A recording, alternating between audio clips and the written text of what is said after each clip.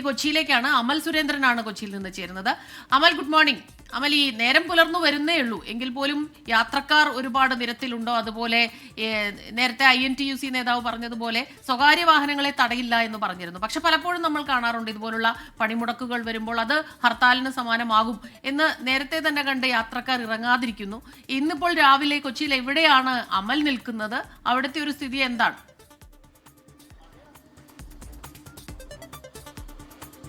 അസ്മിത, ഏതായാലും സ്വകാര്യ വാഹനങ്ങളെ തടയുന്ന ഒരു സ്ഥിതി ഇപ്പോഴെന്തായാലും കൊച്ചിയിലില്ല. മറ്റൊരു ആശ്വാസകരമായ കാര്യം, കൊച്ചി മെട്രോ ഏതായാലും പണിമുടക്കിന്റെ ഭാഗമല്ല. അതുകൊണ്ട് തന്നെ നഗരത്തിൽ യാത്ര ചെയ്യുന്നവരെ സംബന്ധിച്ചിടത്തോളം ഒരു പണിമുടക്ക് കാര്യമായി ബാധിക്കില്ല എന്ന് തന്നെയാണ് നമുക്ക് മനസ്സിലാക്കാൻ സാധിക്കുന്നത്. അതേസമയം KSRTC ബസ്സുകളാകട്ടെ മറ്റ് ബസ്സുകളാകട്ടെ ഒക്കെ പണിമുടക്കിന്റെ ഭാഗമായി തന്നെ നിലനിൽക്കുകയാണ്. അതോടൊപ്പം തന്നെ ഇന്നലെ തന്നെ നമ്മൾ കണ്ടതാണ്, എറണാകുളത്തെ പല ജനപ്രതിനിധികളുടെയും ഭാഗമായിട്ട് പണിമുടക്കിന് അനുകൂലമായിട്ട് അല്ലെങ്കിൽ കുറെ കൂടി കടന്ന് പണിമുടക്കിന് ഒരു സ്റ്റാറ്റസ് ആക്കുന്ന രീതിയിലൊക്കെ വന്നത് 24 തന്നെ ബ്രേക്ക് ചെയ്യുന്ന സാഹചര്യം ഉണ്ടായിരുന്നു. അപ്പോൾ ഏതായാലും ജനങ്ങളുടെ ഒരു ദുരിതത്തിൽ ഒരു ശമനം ഉണ്ടാകും. കാരണം കൊച്ചി മെട്രോ അടക്കം നഗരത്തിൽ അങ്ങോട്ടും ഇങ്ങോട്ടും യാത്ര ചെയ്യുന്നവരെ സംബന്ധിച്ചിടത്തോളം, അത്യാവശ്യമായ ഘട്ടങ്ങളിൽ യാത്ര ചെയ്യുന്നവരെ സംബന്ധിച്ചിടത്തോളം ഒരു കൊച്ചി മെട്രോ ഒരു ആശ്വാസം തന്നെയാണ്. അതേപോലെ തന്നെ കാണേണ്ടതാണ്, ഇപ്പോൾ എയർപോർട്ടിലേക്കെല്ലാം പോകുന്നവരുണ്ട്. അത്തരത്തിൽ എയർപോർട്ടിലേക്കും റെയിൽവേ സ്റ്റേഷനിലേക്കും പോകുന്ന വാഹനങ്ങളെ തടയുകയില്ല എന്ന് ഇന്നലെ തന്നെ ട്രേഡ് യൂണിയനുകൾ അറിയിച്ചിരുന്നു. അതുപോലെ തന്നെ പാല്, പത്രം, അത്യാവശ്യമായി പോകുന്ന അല്ലെങ്കിൽ അഗ്നിശമന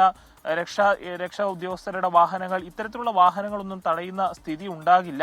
അതുകൊണ്ട് തന്നെ കൊച്ചിയിൽ പ്രകടമായ രീതിയിലുള്ള പല രീതിയിലുള്ള സ്തംഭനങ്ങൾ അല്ലെങ്കിൽ പണിമുടക്കുകളും ഇന്നലെ അർദ്ധരാത്രിയോട് തന്നെ പല KSRTC ഡിപ്പോകളിലും ഉണ്ടാകുന്ന സ്ഥിതി ഉണ്ടായിരുന്നു.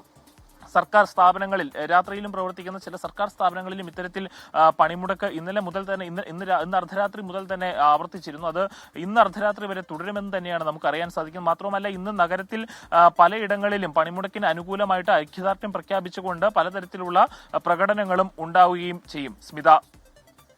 ശരി, അമൽ സുരേന്ദ്രൻ കൊച്ചിയിൽ നിന്നുള്ള വിശദാംശങ്ങൾ പങ്കുവയ്ക്കുകയായിരുന്നു.